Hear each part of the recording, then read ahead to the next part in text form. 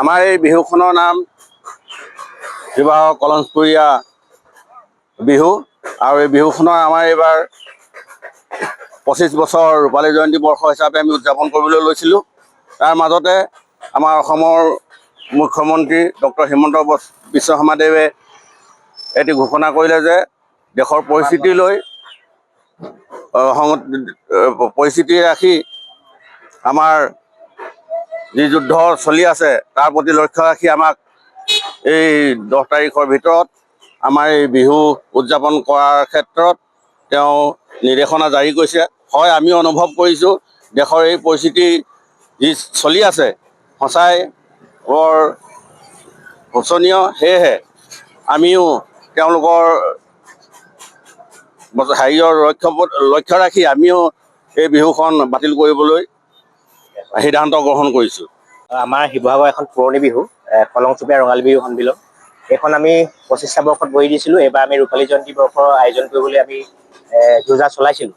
যিহেতু আজি আমি দেখা পাইছোঁ যে মুখ্যমন্ত্ৰী ডাঙৰীয়াই এটা নিৰ্দেশনা জাৰি কৰিছে যে যি ভাৰত পাকিস্তানৰ মাজত যুদ্ধ চলি আছে সেই যুদ্ধৰ প্ৰতি সঁহাৰি জনাই সাংস্কৃতিক অনুষ্ঠানসমূহ বাতিল কৰিব লাগে। তাৰ প্ৰতি চৰকাৰৰ যি নিৰ্দেশনা সেইটোৰ প্ৰতি আমি সঁহাৰি জনাই আমি এইবছৰ কলংচুপীয়া ৰঙালী বিহু সন্মিলনখনি বাতিল কৰিছোঁ বুলি ঘোষণা কৰিলোঁ। আৰু ৰাইজে যাতে ভুল নুবুজে, যিসকলক আমি আগধন দিলোঁ পেণ্ডেলৰ পাৰ্টিৰ পৰা আদি কৰি শিল্পী লোকে দিলোঁ, আমি তেওঁলোকে এই কথাটো বিবেচনা কৰি চাব।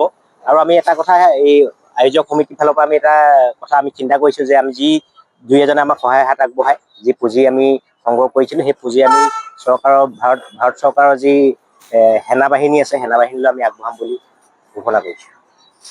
আমাৰ এই বিহুখনৰ নাম শিৱসাগৰ কলঞ্চপুৰীয়া বিহু আৰু এই বিহুখনৰ আমাৰ এইবাৰ 25 বছৰ ৰূপালী জয়ন্তী বৰ্ষ হিচাপে আমি উদযাপন কৰিবলৈ লৈছিলোঁ। তাৰ মাজতে আমাৰ অসমৰ মুখ্যমন্ত্ৰী ডক্টৰ হিমন্ত বিশ্ব শৰ্মাদেৱে এটি ঘোষণা কৰিলে যে দেশৰ পৰিস্থিতি ৰাখি আমাৰ যি যুদ্ধ চলি আছে তাৰ প্ৰতি লক্ষ্য ৰাখি আমাক এই 10 তাৰিখৰ ভিতৰত আমাৰ এই বিহু উদযাপন কৰাৰ ক্ষেত্ৰত তেওঁ নিৰ্দেশনা জাৰি কৰিছে। হয়, আমি অনুভৱ কৰিছোঁ দেশৰ এই পৰিস্থিতি যি চলি আছে সঁচাই বৰ শোচনীয়। সেয়েহে আমিও তেওঁলোকৰ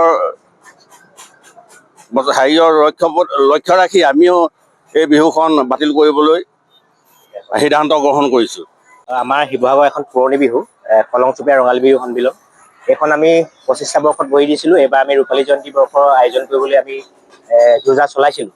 যিহেতু আজি আমি দেখা পাইছোঁ যে মুখ্যমন্ত্ৰী ডাঙৰীয়াই এটা নিৰ্দেশনা জাৰি কৰিছে যে যি ভাৰত পাকিস্তানৰ মাজত যুদ্ধ চলি আছে সেই যুদ্ধৰ প্ৰতি সঁহাৰি জনাই সাংস্কৃতিক অনুষ্ঠানসমূহ বাতিল কৰিব লাগে। তাৰ প্ৰতি চৰকাৰৰ যি নিৰ্দেশনা সেইটোৰ প্ৰতি আমি সঁহাৰি জনাই আমি এইবছৰ কলংচুপীয়া ৰঙালী বিহু সন্মিলনখনি বাতিল কৰিছোঁ বুলি ঘোষণা কৰিলোঁ। আৰু ৰাইজে যাতে ভুল নুবুজে, যিসকলক আমি আগধন দিলোঁ পেণ্ডেলৰ পাৰ্টিৰ পৰা আদি কৰি শিল্পী লোকে দিলোঁ, আমি তেওঁলোকে এই কথাটো বিবেচনা কৰি চাব।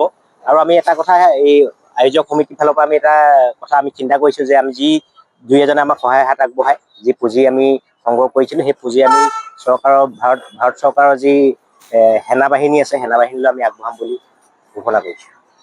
যিকোনো খবৰৰ বাবে যোগাযোগ কৰক 7099017330 লগতে 7099017110 নম্বৰত।